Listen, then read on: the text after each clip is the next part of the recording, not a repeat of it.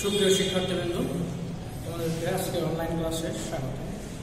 আজকে আমাদের আলোচনার বিষয় হচ্ছে প্রথম পত্রে ৮ম অধ্যায় বাংলাদেশের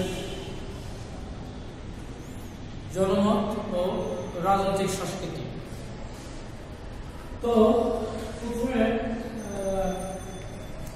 জনমত ও রাজনৈতিক সংস্কৃতি অধ্যায়টা জানতে হলে তোমাদের প্রথমে যে বিষয়টা জানতে হবে সেটা হচ্ছে জনমত ও রাজনৈতিক সংস্কৃতির সংজ্ঞাটা। জনমত কি? মূলত আমরা জনমত বলতে জনগণের মতামতকে বুঝে থাকি। যে কোনো বিষয়ে জনগণের মতামতকে আমরা জনমত বলে জেনে থাকি, কিন্তু পরিণতিতে জনমত বলতে শুধু জনগণের মতামতকেই বোঝায় না, এখানে আরো অন্য কোনো কিছুকে ইন্ডিকেট করা হয়। পরিণতিতে জনমত বলতে বোঝায় কোনো সুনির্দিষ্ট বিষয়ের উপরে। তাহলে শিক্ষার্থীরা, জনমত বলতে বোঝায় কোনো সুনির্দিষ্ট বিষয়ের উপরে সংখ্যাগরিষ্ঠ জনগণের মতামতকে, এটা অবশ্যই কল্যাণকামী অর্থে পরিচালিত হতে হবে। তাহলে জনমত হলো কল্যাণকামী অর্থে পরিচালিত যে কোনো বিষয়ের উপরে সুনির্দিষ্ট অভিমতের সমষ্টিকেই জনমত বলে। জনমতের উপরে বিভিন্ন বিজ্ঞানী, বিভিন্ন রাষ্ট্রবিজ্ঞানী বিভিন্ন ধরনের সংজ্ঞা প্রদান করেছে।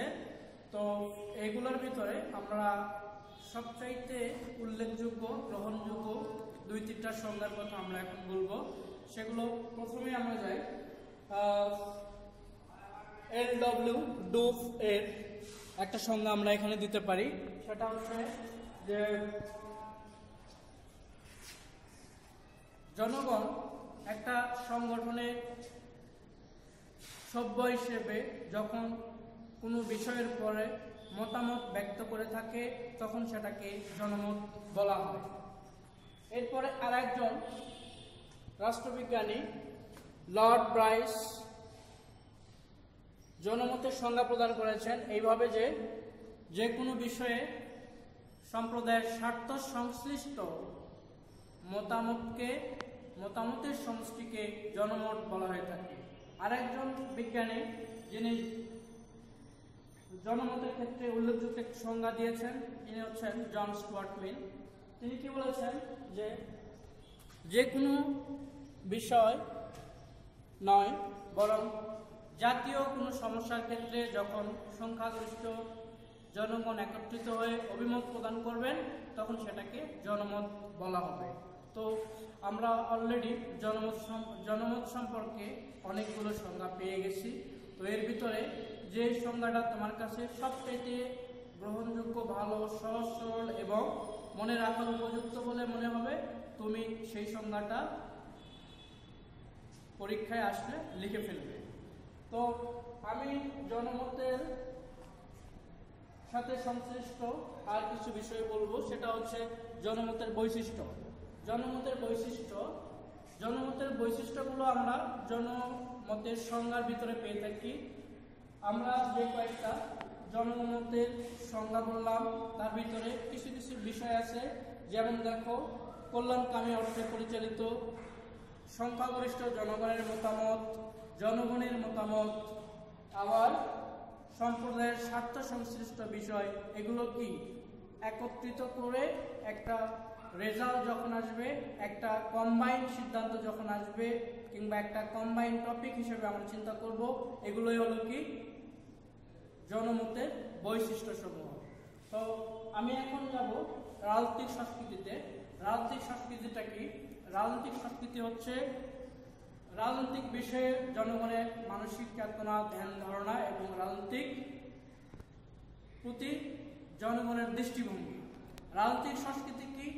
রাজনৈতিক দৃষ্টিভঙ্গি। এছাড়াও অন্যান্য বিজ্ঞানীগণ রাজনৈতিক সংস্কৃতি সম্পর্কে অনেক উল্লেখযোগ্য, অনেক ভালো প্রতিদানযোগ্য সংজ্ঞা দিয়েছেন, তোমরা বইয়ে দেখে নেবে। এখন আমি আসবো জনমত ও রাজনৈতিক সংস্কৃতি এই অধ্যায়ে জনমত গঠনের বাহন সম্পর্কে। জনমত এমনিতেই গঠিত হয় না, জনমত গঠন করতে হলে বিভিন্ন বাহন বা মাধ্যমের প্রয়োজন হয়। এই মাধ্যম এবং বাহনগুলোই জনমত গঠনের ক্ষেত্রে উল্লেখযোগ্য ভূমিকা পালন করে থাকে। প্রথমে আমরা আসবো সেক্ষেত্রে জনমত গঠনে 1 নাম্বার সংবাদপত্র। সংবাদপত্রের মাধ্যমে জনমত গঠিত হয়ে থাকে। সংবাদপত্র দৈনন্দিন বিভিন্ন বিষয়ের উপর সংবাদ প্রচার করে থাকে, বিভিন্ন বিষয়ে জনগণকে সচেতন করে, বিভিন্ন বিষয়ে জনগণকে জানায়, যেগুলোর মাধ্যমে জনগণ তাদের করণীয় ঠিক করে নিতে পারে। এভাবে সংবাদপত্র জনমত গঠনের অন্যতম প্রধান বাহন হিসেবে ভূমিকা পালন করে থাকে। এরপরে আমরা আসবো 2 নম্বরে অন্যান্য প্রচার মাধ্যম। অন্যান্য প্রচার মাধ্যম যেগুলো আছে, বিভিন্ন নিউজ প্রিন্ট, অনলাইন মিডিয়া সহ সামাজিক যোগাযোগের মাধ্যম যেগুলো আছে, সেগুলোর মাধ্যমেও বর্তমানে জনমত গঠিত হয়ে থাকে। এগুলোর মাধ্যমেও জনগণের কি করণীয়, কোন বিষয়ে কি করতে হবে, কোন বিষয়ে দাবি উত্থাপন করতে হবে, কিংবা কোন বিষয়ে জনগণকে আরো অধিকতর সচেতন করতে হবে, এ বিষয়ে আমরা বর্তমানে সামাজিক বিভিন্ন প্রচার মাধ্যম, বিভিন্ন প্রিন্ট মিডিয়া সহ এগুলো প্রচার করে থাকে, যেগুলোতে আমরা আমাদের করণীয় ঠিক করে নিতে পারি। এইভাবে জনমত গঠিত হয়। এরপরে আসবে চলচ্চিত্র। চলচ্চিত্র যে কোনো সমাজ ব্যবস্থার একটি বাস্তব প্রতিচ্ছবি। যে কোনো দেশকে যদি আমরা চিন্তা করি, দেশকে যদি আমরা বুঝতে চাই, তাহলে সে দেশের চলচ্চিত্র দেখতে হবে, চলচ্চিত্র বুঝতে হবে, তাহলে সে দেশের কৃষ্টি, কালচার এবং সংস্কৃতি সম্পর্কে জানা যাবে। এবং চলচ্চিত্র হচ্ছে একটা সমাজের মেসেজ দেয় যে যেভাবে সমাজ চললে সমাজটা অধিকতর উন্নতির দিকে এগিয়ে যাবে, সেভাবে চলচ্চিত্রে অনেক কিছুই ফোটানো থাকে কিংবা ফুটিয়ে তোলা হয়। তো চলচ্চিত্র সমাজ ব্যবস্থার দিক নির্দেশনা স্বরূপ, সেই জন্য চলচ্চিত্রকেও জনমত গঠনের অন্যতম বাহন হিসেবে আমরা চিন্তা করতে পারি। Radio television. রেডিও টেলিভিশনে বিভিন্ন বিষয়ে প্রচারণা হয়ে থাকে, যেগুলোর মাধ্যমে আমরা জনমত গঠনের ক্ষেত্রে বিভিন্ন বিষয়ে চিন্তা ভাবনা করতে পারি। যেমন রেডিওতে বিভিন্ন খবর প্রচার হয়, জনগণকে সচেতন করার জন্য বিভিন্ন সচেতনমূলক বিজ্ঞাপন প্রচার করা হয়ে থাকে। টেলিভিশনে বিভিন্ন সচেতনমূলক বিজ্ঞাপন প্রচার করা হয়ে থাকে, বিভিন্ন বিষয়ে টক শো অনুষ্ঠিত হয়, বিভিন্ন বিষয়ে প্রচার হয়ে থাকে, যেগুলোর মাধ্যমে আমরা আমাদের সমাজ ব্যবস্থা, রাষ্ট্রীয় ব্যবস্থা, রাজনৈতিক ব্যবস্থা উন্নতিকরণের ক্ষেত্রে আমাদের সঠিক করণীয়টা আমরা বুঝে উঠতে পারি। তো রেডিও টেলিভিশন আমরা বুঝলাম। এখন আমরা জানো 5 নম্বর টপিকটা সভা সমিতি। সভা সমিতিতে বিভিন্ন বিষয়ে আলোচনা হয়, যেগুলোর মাধ্যমে জনগণ তাদের সঠিক দিক নির্দেশনা পেয়ে থাকে। এগুলোর মাধ্যমে তাদের সচেতনতা এবং অংশগ্রহণ বৃদ্ধি পায়। এজন্য বিভিন্ন সভা সমিতিকেও জনমত গঠনের অন্যতম মাধ্যম বা বাহন হিসেবে বিবেচনা করা হয়। রাজনৈতিক দল। 6 নম্বরে রাজনৈতিক দল। রাজনৈতিক দল হচ্ছে বাংলাদেশের মতো তৃতীয় বিশ্বের দেশগুলোতে সবচেয়ে গুরুত্বপূর্ণ জনমত গঠনের মাধ্যম, যেগুলোর মাধ্যমে রাজনৈতিক দল নির্বাচন কেন্দ্রিক কিংবা নির্বাচনের আগে কিংবা পরে রাজনৈতিক ব্যবস্থা সম্পর্কে বিভিন্ন বিষয় জনগণের মধ্যে তুলে ধরে। তারা ব্যানার, ফেস্টুন, প্ল্যাকার্ড, র্যালি, অধিবেশন, সমাবেশ বিভিন্ন বিষয়ের মাধ্যমে জনগণকে রাষ্ট্রীয় ক্ষেত্রে বিভিন্ন করণীয় সম্পর্কে, রাষ্ট্রীয় ক্ষেত্রে বিভিন্ন দাবি দেওয়া সম্পর্কে তাদেরকে সচেতন করে। এভাবে আমরা সচেতন হয়ে এবং আমাদের করণীয়টা ঠিক করে নিতে পারি। এভাবে রাজনৈতিক দল আমাদেরকে সঠিক দিক নির্দেশনা প্রদান করে থাকে। শিক্ষা প্রতিষ্ঠান। শিক্ষা প্রতিষ্ঠান হলো ক্ষুদ্র রাষ্ট্র জনমত গঠনের জন্য অন্যতম গুরুত্বপূর্ণ একটা উপাদান, যেগুলোর মাধ্যমে একটা শিশু ছোটকাল থেকে একদম পরিণত বয়স পর্যন্ত পরিবারের বাইরে সবচেয়ে বেশি যে সময়টা কাটায় সেটা শিক্ষা প্রতিষ্ঠানে, এবং তার ম্যাচুরিটি আসা পর্যন্ত যে সমস্ত করণীয় এবং সঠিক শিক্ষা যেটা দরকারি জীবনযাপনে চলার প্রয়োজনে, সেটা সে শিক্ষা প্রতিষ্ঠান থেকে পেয়ে থাকে। এই জন্য আমি তোমাদেরকে বলতে চাই এটাই যে শিক্ষা প্রতিষ্ঠানও জনমত গঠনের জন্য, করণীয় ঠিক করে নেওয়ার জন্য অন্যতম গুরুত্বপূর্ণ একটা বাহন বা মাধ্যম হিসেবে কাজ করে থাকে।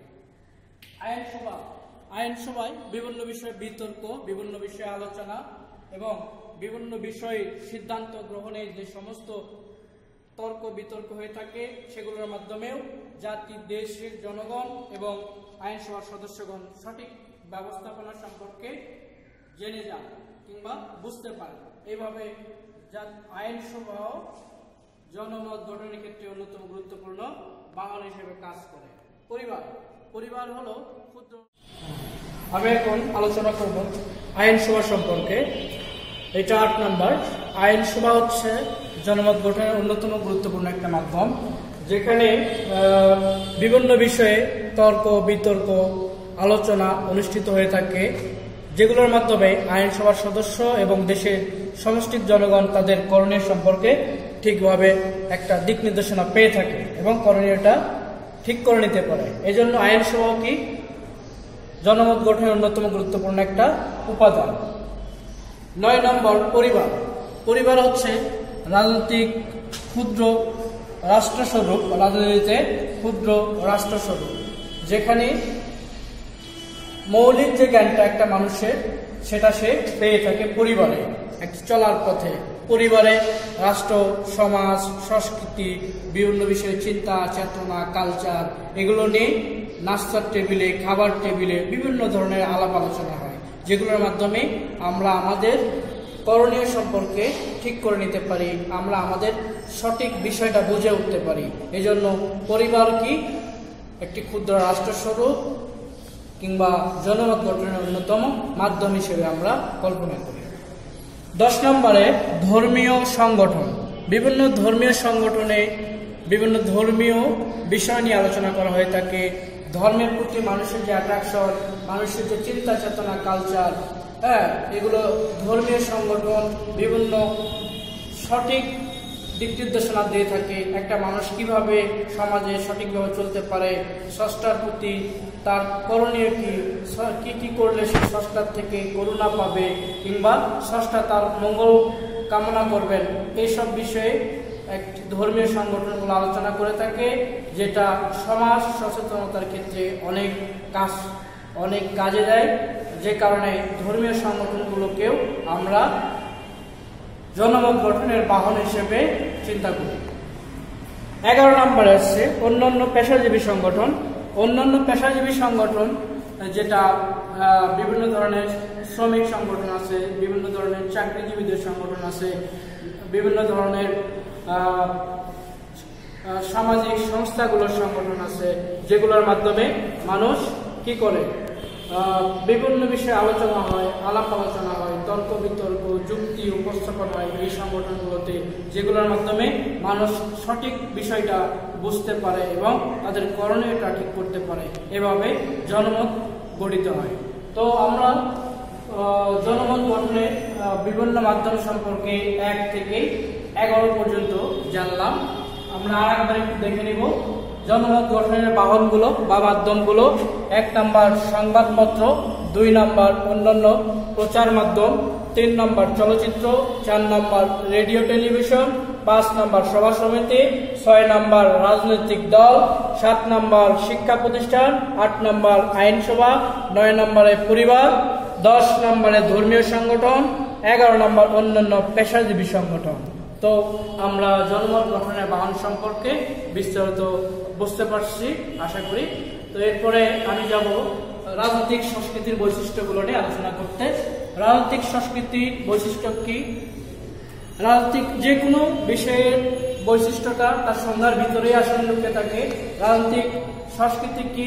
রাজনৈতিক সংস্কৃতি এই সংজ্ঞাটা আমরা যদি ভালোভাবে অনুধাবন করতে পারি, বুঝতে পারি, তাহলে কি এর ভিতরেই আমরা বৈশিষ্ট্যগুলো খুঁজে পাবো আশা করি।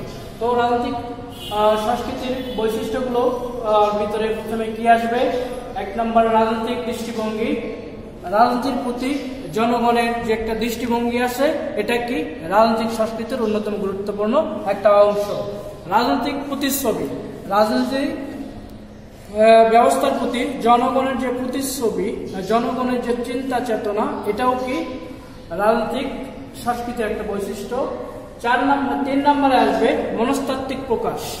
রাজনৈতিক সংস্কৃতি মাধ্যমে জনগণ রাজনীতির প্রতি তার মনস্তাত্ত্বিক চিন্তা ভাবনা কিংবা অন্তরের চিন্তা ভাবনার প্রকাশ ঘটায়।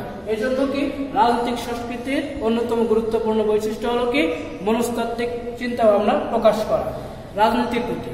4 নম্বর রাজনৈতিক অনুভূতি। রাজনীতির প্রতি মানুষের অনুভূতিটা কেমন, রাজনীতি করতে যে মানুষ কোন ফিলিংসের অধিকারী হয়, কিংবা কোন কোন বিষয়ের প্রতি মানুষ আরো বেশি সাবধান হয়, কিংবা মানুষের ফিলিংসটা কেমন, এই বিষয়গুলো আসলে কি রাজনৈতিক সংস্কৃতির মধ্যে চলে আসে।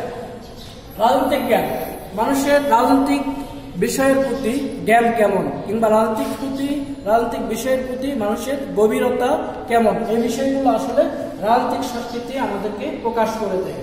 তো রাজনৈতিক সংস্কৃতির বৈশিষ্ট্য যেগুলো 1 থেকে 5 পর্যন্ত আমি এখন সেগুলো তোমাদেরকে বুঝালাম। আশা করি তোমরা এটাও বুঝতে পেরেছো। আমি এখন রাজনৈতিক সংস্কৃতি ও জনমত এই দুটো বিষয়ের উপরে পার্থক্য কিংবা তুলনা যেটাই বলা যায় এগুলো সম্পর্কে একটু বলবো।